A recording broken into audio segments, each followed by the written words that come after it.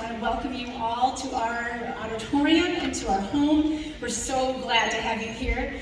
This has been an exciting weekend, having so many students here. We have over 300 students at the festival, and it's been absolutely incredible to hear the music in the hallways, and it's just a wonderful time. There are so many people to thank, and if you see the back of your program, you can see that in a complete list. But the incredible students that I have had this weekend to help set all of this up and help put signs up, do anything that I asked. It has been incredible to have them, and I'm so grateful for them. So I just wanted to give them an extra shout out because they are phenomenal. So thank you to all of our students.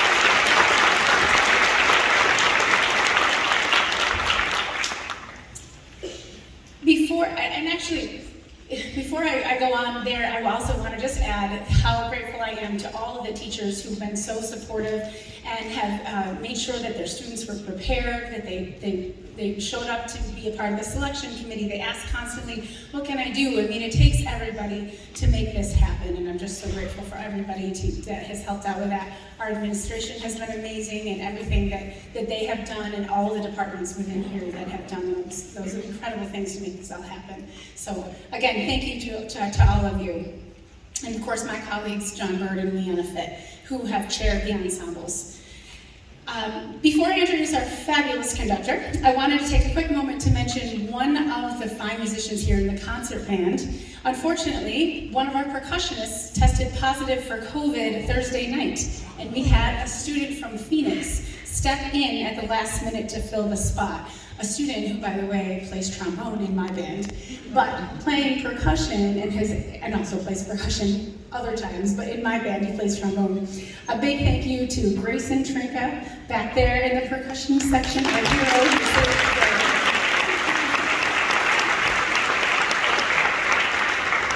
I just realized, Grayson, that I never put you on the list to get your excuse from class on Friday, so I'll follow up with your teachers. Make sure you're all set with that. Finally, our next conductor was a teacher and music educator in the West Genesee School District for over 30 years. He is the conductor and founder of the Camillus Community Band and serves as the artistic director and one of the conductors of the Central Winds Music Educators Wind Ensemble. Students have had the distinct pleasure of working with Mr. Perry on a challenging set of literature, including 2 pieces that are not yet published, but which both have personal ties to Mr. Perry and speak of his ability to develop working relationships into dear friendships. Please join me in welcoming Mr. Andrew Perry.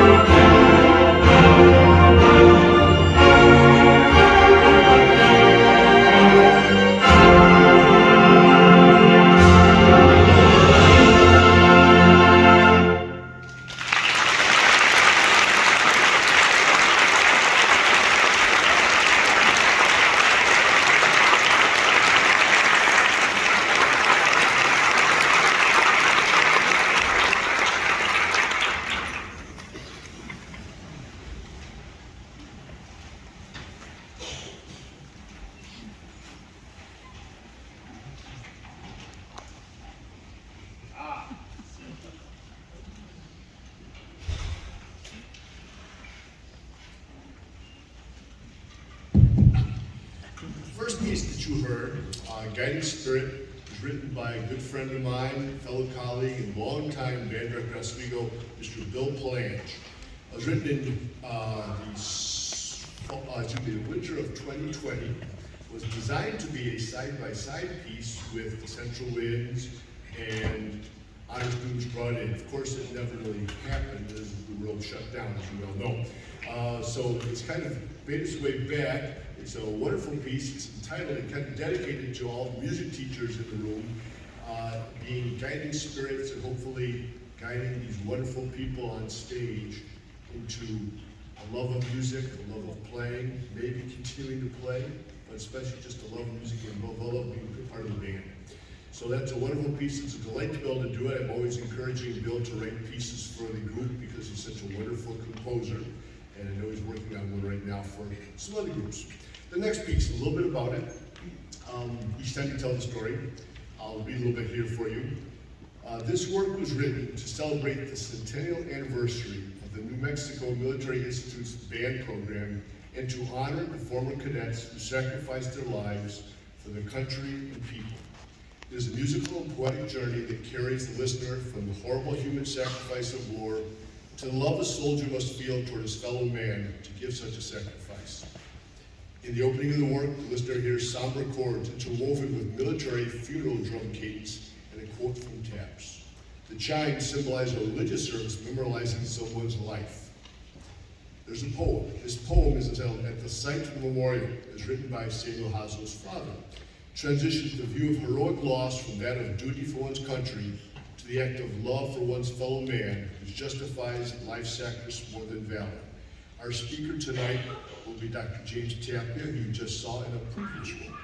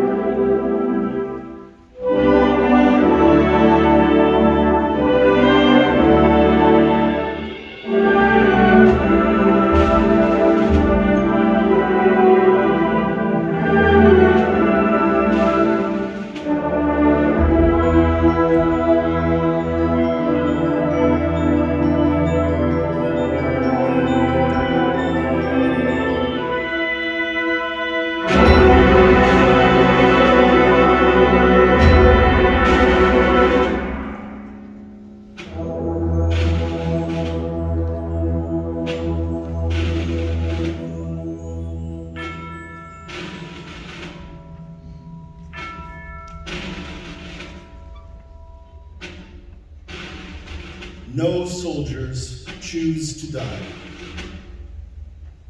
It is what they risk by being who and where they are. It is what they dare while saving someone else whose life means suddenly as much to them as their own, or more. To honor them, why speak of duty or the will of governments? Think first of love each time you tell their story. It gives their sacrifice a name and takes from war its glory.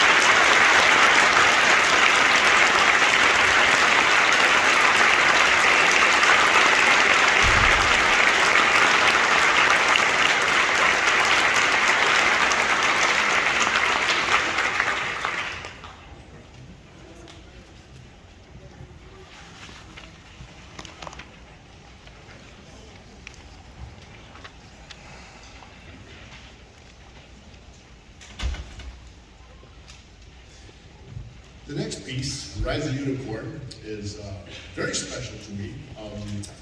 In 2009, I had met with Sandra Galante, and the reason being I wanted to commission a piece to kind of dedicate it to a mom who just passed away. And out of that piece came a wonderful work called Cry of the Last Unicorn, which is one of my favorite pieces. And I asked him, I wanted kind of a sad piece, melancholy.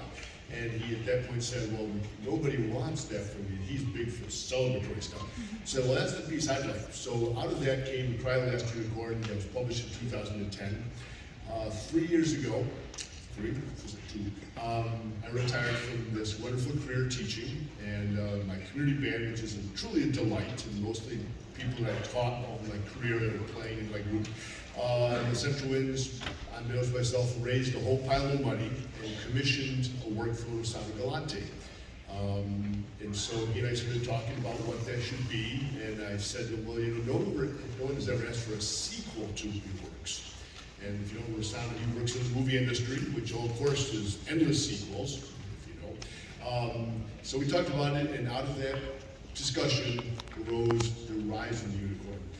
It was premiered just about a year ago by the community band, and the recording, if you hear it online, is from the Central Winds from a year ago, and it was recorded right here on this stage with the Central Winds players. So it's a wonderful piece. He's kind of taken some of the themes that were in the original piece and kind of beefed them up into, as movies do, and movie people do, use the themes in a whole different way. So please enjoy the performance of The Rise of the Unicorn.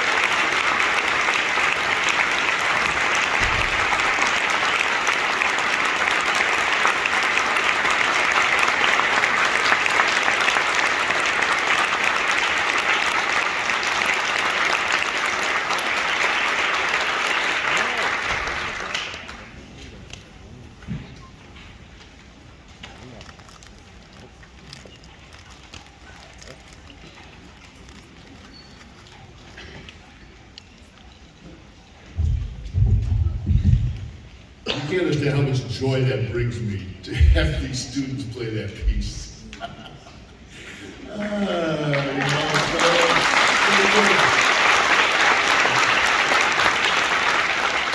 I've always loved his writing, but to be able to bring it, and for these students to bring it back to me like that is such a delight. Speaking of the students, they've been great. I really haven't done a festival in a while, and really wasn't sure if I programmed correctly. Was like too hard, too easy? Is the music right? Are the students going to like it? They've been wonderful, super well prepared, polite, on time, all the things you'd like them to be, they were. It's really been a delight. I want to thank them, and of course I want to thank all the people that have made this happen here at Phoenix, Liza, John, all people like that. So again, I want to thank the students for this wonderful opportunity for myself. It's been a delight. I thoroughly enjoyed myself.